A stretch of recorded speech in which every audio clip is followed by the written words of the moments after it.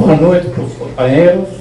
Boa noite. Eu queria inicialmente dizer que a exposição feita pelo Cláudio é bastante didática e importante para compreender essa questão orçamentária dos municípios e o exercício do poder local.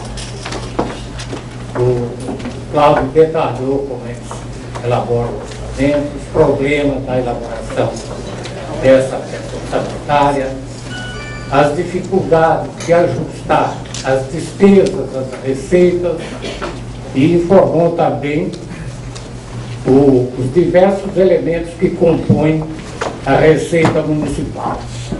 Então, eu acredito que os companheiros já ficaram com uma ideia bastante completa a respeito do tema.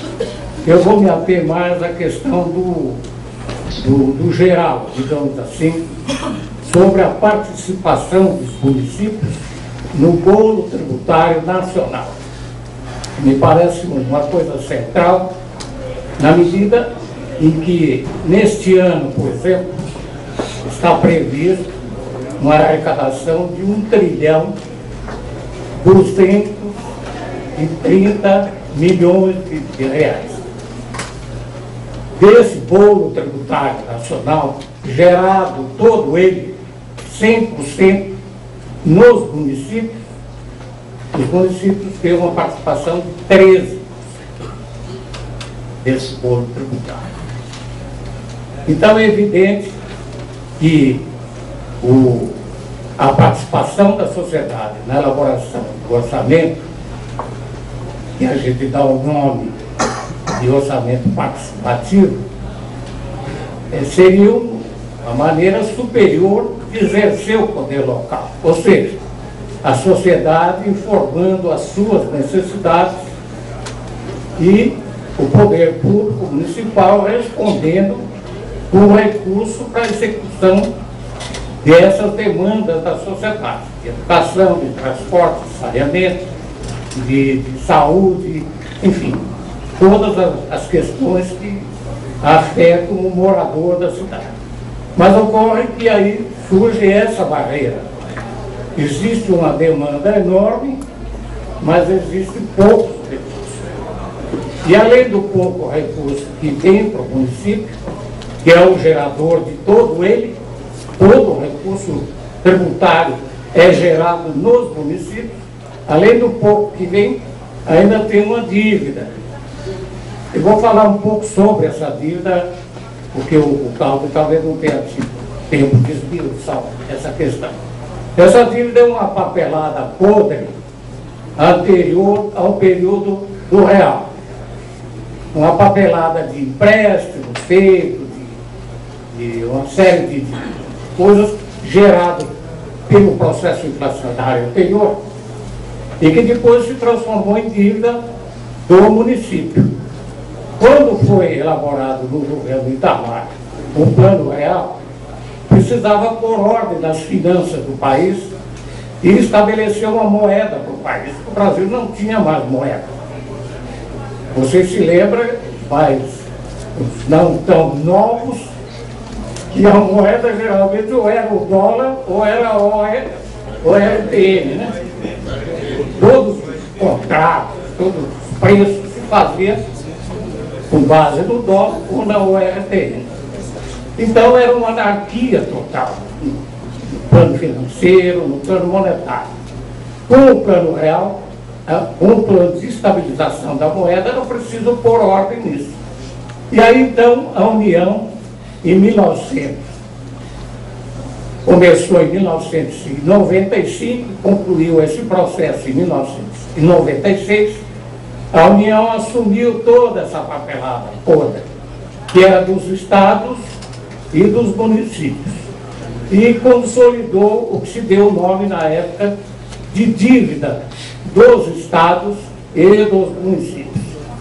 A dívida da capital de São Paulo, na época, foi ajustada à base de 10 bilhões e 300 bilhões. De lá para cá, aí estabeleceu-se que o município teria que pagar dessa dívida teria que dispor cerca de 12% de suas receitas líquidas para pagar parcelas da dívida. E estabeleceu-se como índice de correção o IGP-DI. O que é esse índice? É o mais brutal, digamos assim, dos índices de correção. Porque esse índice é Índice Geral de Preço de Disponibilidades Internas. Ou seja, tudo quanto é coisa do mercado entra nesse índice inflacionário, inclusive brilhantes, diamantes, colar, enfim, artigos de luxo, sapatos de 50 mil reais, tudo isso entra nesse índice de inflação, portanto é o mais elevado.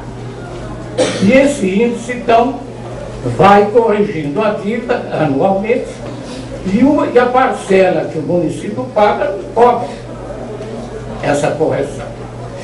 Então, isso é dado da própria prefeitura que saiu ontem. O dado deu o total da dívida do município. Mas essa dívida dessa papelada toda, que era de 10 bilhões e 300 milhões, hoje está em 48 bilhões. E já foram pagos 17 bilhões. Ou seja, devíamos 10, pagamos 17 e devemos 48. Vejam os companheiros o absurdo dessa situação que vive os municípios. Como é que vão falar em poder local, em orçamento em que a sociedade participa, se depois o município não tem recursos para responder essas demandas? Então nós precisamos, na campanha eleitoral, tentar abrir essa discussão, não só no espectro político geral, com os partidos, com os candidatos, mas também com a sociedade, para que a sociedade se mobilize e participe da luta para fazer uma mudança fundamental no processo de distribuição e repartição do bolo tributário brasileiro. Como é que um país que arrecada 1 trilhão e 200 e tantos bilhões só devolve para os municípios 12% desses recursos? Não tem cabimento. E por que isso está nesse pé? Porque a Constituição estabeleceu que os municípios teriam direito, o Cláudio já informou, do IPI, do imposto de renda, cerca de 22,5%. E não estabeleceu esse mesmo percentual de distribuição de recursos da União para outros tributos e outras contribuições. Aí se estabeleceu uma série de contribuições para atender o caixa da União em um sistema perdular de gasto, um sistema absurdo de gasto de todo tipo. Então a União começou a ter problemas de caixa, tesouro, na Previdência, etc. Aí criou uma série de contribuições. Dessas contribuições, os municípios não têm nenhuma participação. E daquele fundo estabelecido pelo IPI e pelo imposto de renda, a União ainda tira um pedaço, que é por tal do DRU. Você sabe o que é o DRU? É desvinculação tributária da União. É 20% dos recursos previstos no orçamento fica à disposição do Poder Executivo para gastar da maneira que ele achar melhor. Então, uma parte desses recursos do Fundo de Participação dos Municípios vai para esse DRU. E, portanto, reduz ainda mais essa participação. E, por último, tem a Lei Candir. A Lei Candir é uma lei que estabeleceu desoneração de tributos de produtos de exportação. Então, os municípios também são punidos com essas isenções e, portanto, a União não cobre essas diferenças. Então vejam os companheiros que o problema dos municípios, o exercício do poder local, o atendimento das demandas sociais está na dependência de se fazer essa repactuação da distribuição dos recursos tributários do país. Uma divisão justa do bolo tributário nacional. Os municípios não poderiam ficar com menos de 25% a 30% desses recursos para poder atender as necessidades de suas respectivas jurisdições. O correto seria 30% para os municípios, 30% para o Estado e 40% para a União. A União tem que reduzir suas despesas. A União quer fazer quadras de esporte nos municípios, a União quer oferecer transporte para a criança nos municípios, isso é tarefa do município, não é tarefa da União. A União tem que ter outra oportunidade. Então, nós temos que discutir essas questões com a sociedade e com todas as forças políticas dos municípios, com os prefeitos, com as câmaras de vereadores. Não é possível continuar esse centralismo que vem do modelo de poder do Estado modelado do período da colônia e do Império. A centralização de todos os recursos, de todas as demandas na mão do poder central. Como é que nós vamos falar em democracia, de massa, da ampliação da participação da sociedade no processo político, no processo administrativo, se a sociedade não vai dispor dos recursos para realizar essa tarefa?